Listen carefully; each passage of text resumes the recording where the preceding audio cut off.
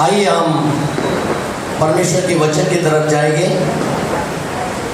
समय बहुत हो चुका है। अगर एक साधारण व्यक्ति, कोई भी एक साधारण व्यक्ति परमेश्वर के राज्य में प्रवेश करने के लिए उसको 3 कदम उठाने पड़ते हैं।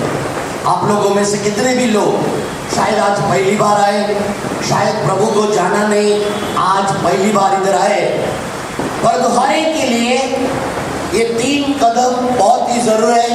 पहला कदम मरकुस का अध्याय 1 और 15 वचन में लिखा हुआ है।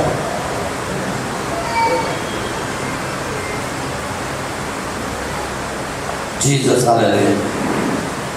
मरकुस का अध्याय 1:15 और कहा, समय पूरा हुआ है, समय पूरा हुआ है और परमेश्वर का राज्य निकट आ गया है। परमेश्वर का राज्य निकट आ गया है। मन फिराओ और सुसमाचार पर विश्वास करो। हाँ, तो इस वचन में 2 कदम लिखे हुए हैं कि हर एक नया व्यक्ति जो परमेश्वर में आता है उसको पहले 2 कदम उठाने हैं। वो है अपने पापों के लिए पश्चाताप करना है और दूसरा सुसमाचार पर विश्वास करना है। सुसमाचार क्या है? 1 कोरिन्थियन 15:3 और 4 में सुसमाचार दिया गया है कि हमें किस बात पर विश्वास करना चाहिए। 1 कोरिन्थियन 15 अध्याय और उसका 3 और 4 वचन में लिखा है, इसी कारण मैंने सबसे पहले तुम्हें वही बात पहुंचाई जो मुझे पहुंची थी कि पवित्र शास्त्र के वचन के अनुसार यीशु मसीह हमारे पापों के लिए मर गए और गाड़ा गया और पवित्र शास्त्र के अनुसार तीसरे दिन जी भी उठा। हाँ, तो पहला कदम है पापों का पश्चाताप करना और दूसरा सुसमाचार पर विश्वास करना। तीसरा कदम जब आता है वो है मरकुस का अध्याय 16:16, वो है पानी का बपतिस्मा लेना। ये 3 कदम जब 3 कदम आप म्यूजिक चेंज करो, जब 3 कदम आप उठाते हो तब एक व्यक्ति का उद्धार हो जाता है। आज मैं जिस विषय के बारे में आपको बताने वाला है कि ये मैंने जो बात की है वो परमेश्वर के राज्य में आप प्रवेश कैसे कर सकते हो उसके बारे में 3 कदम बताए थे। पर परमेश्वर के राज्य के अंदर प्रवेश करने के कुछ सिद्धांत भी है। आज उन सिद्धांत के बारे में मैं आपसे बात करूंगा कि बहुत से लोगों को इस बारे में पता नहीं है कि परमेश्वर के राज्य में कौन प्रवेश कर सकता है। तो आज का मेरा विषय यह है परमेश्वर के राज्य के सिद्धांत क्या है, और उसके लिए बाइबल में एक कहानी दी है। उस कहानी पर मैं आपसे बात करूंगा कि परमेश्वर की उस कहानी में क्या लिखा है। और अगर शारीरिक रूप से इस कहानी को हम देखते हैं तो आपको इसका टाइटल ये लिखा हुआ है कि दाग की बारी का दृष्टांत। अगर शारीरिक रीति से कोई व्यक्ति बाइबल से इसको पढ़ेगा तो लिखा है दाग की बारी का दृष्टांत, पर एक्चुअली आत्मा में इसका अर्थ यह है कि परमेश्वर के राज्य के सिद्धांत। अब समझने में क्या हो रहा हूं कि अगर शरीर के रीति से कोई बाइबल पढ़ता है तो उसे इस वचन के बारे में क्या पता चलता है कि दाग के बारी का दृष्टांत। पर आत्मा में अगर आप पढ़ोगे तो इस वचन में परमेश्वर के राज्य के सिद्धांत कहा गए। अब पढ़ेंगे मत्ती का अध्याय 20, 1 से 16 वचन आप इसे पढ़ना। मत्ती का अध्याय 20 और ध्यान से सुनना वचन में क्या लिखा है। मत्ती का अध्याय 20, 1 से 16। स्वर्ग का राज्य किसी गृहस्वामी के समान है जो सवेरे निकला कि अपनी दाख की बारी में मजदूरी को लगाए। उसने मजदूरों से 1 दिनार रोज पर ठहराया और उन्हें अपनी दाख की बारी में भेजा। फिर एक पहर दिन चढ़े, उसने निकलकर अन्य लोगों को बाजार में बेकार खड़े देखा और उनसे कहा, तुम भी दाख की बारी में आ जाओ और जो कुछ ठीक है तुम्हें दूंगा। अंत वे भी गए।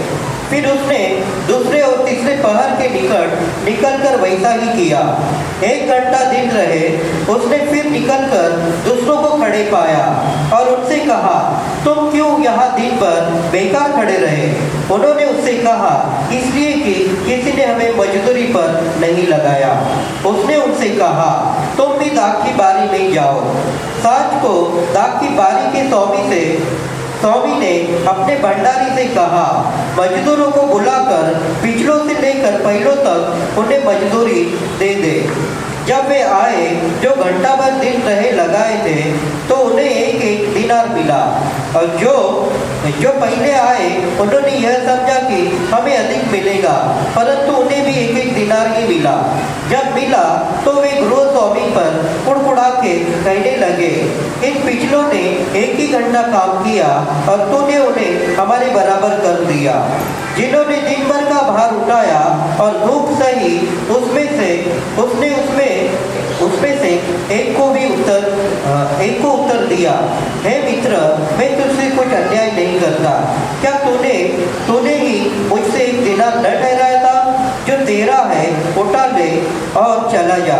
मेरी इच्छा यह है कि जितना तुझे दूं उतना ही इस पिछले को भी दूं। क्या यह उचित नहीं कि मैं अपने माल से जो चाहूँ तो करूँ?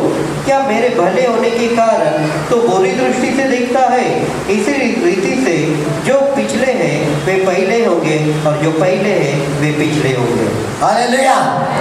इस कहानी को मैं फिर से दोहराऊंगा क्योंकि वचन जब पढ़ते हमें ध्यान नहीं आता है, पर कहानी के द्वारा इसे ध्यान में आता है। एक बड़ा धनवान व्यक्ति था, उसकी एक दाख की बारी थी और दाख के बारी में इस धनवान ने सवेरे उठ के रास्ते के किनारे में चल के जा रहा था, तो उसने कुछ मजदूरों को वहां पर बेकार दिखाई दिया। तो उसने कहा कि आपको कुछ काम है क्या? तो उन्होंने कहा, हमको कोई किसी ने मजदूरी दिया नहीं। तो उसने कहा कि चलो, मेरे दाख की बारी है, उसमें आप काम कर रहे, चलो। पहले पहर में भी एक तो सवेरे गया, फिर पहले पहर में वो वापस गया और उसने कुछ और लोगों को वहां पर बेकार देखा अपने दाख के बारी के बाहर। तो उसने कहा कि मैं तुम लोगों को 1 दिनार दिन का दूंगा, तो मेरे दाख के बारी में काम करो। दूसरे पहर और तीसरे पहर भी उसने और मजदूरों को बाहर जाके देखा कि वहां पर बेकार लोग खड़े थे। उसने सबको वापस से अपने खेतों में काम करने के लिए बुलाया। शाम का समय हो रहा था और 1 ही घंटा बाकी था और उस शाम के 1 घंटे में भी वो धनवान जो दाख की बारी का मालिक था वो बाहर चला गया और बाहर उसको और कुछ मजदूर दिखे। उसने कहा कि तुम लोग यहाँ पर बेकार खड़े हो। उसने कहा कि चलो मेरे दाख की बारी में काम करो और मैं तुम्हें कुछ मजदूरी दे दूंगा। और जब पूरा दिन बीत गया तो जो दाख का बारी का जो स्वामी था उसने कहा कि मजदूरी पिछले से शुरुआत कर। जो 1 घंटा जो व्यक्ति आया है वहां से तो उन लोगों की मजदूरी देना शुरू कर। जब 1 घंटा वाला जब लाइन में खड़ा हो गया तो उसको 1 दिनार उसके उस खजांची ने दिया, 1 दिनार। तो बाकी के लोग जो देख रहे थे उनको लगा, रे ये तो अभी 1 घंटे में काम किया है, 1 घंटा हुआ इसको काम करके, इसको तो 1 ही दिनार मिला। इसका मतलब है हमने 10 घंटे काम किए, हमें 10 दिनार तो मिलेगा। पर जब उनकी बारी आई सबको 1 दिनार मिला, दूसरे को भी 1 दिनार मिला। पहला आया, दोपहर को आया, शाम तीसरे पहर में आया, सबको 1 दिनार मिल गया। जब उनको 1 दिनार मिल गया, कुड़कुड़ करना चालू कर दिया, कुड़कुड़ करना चालू कर दिया। बोले क्या हम लोग तो सुबह से काम कर रहे कि क्या अभी इतना ही दे दिया? वो 1 घंटा काम किया, उसको भी 1 दिनार दिया, हमको भी, ये थोड़ी ना बराबर है। ऐसे कुड़कुड़ान करने लगे। जब दाख के बारी के स्वामी को ये बात पता चली तो उसने उसको बुलाया कि भाई, मैंने तेरे साथ जो तय किया था वो मैंने तुझे दे दिया है। अगर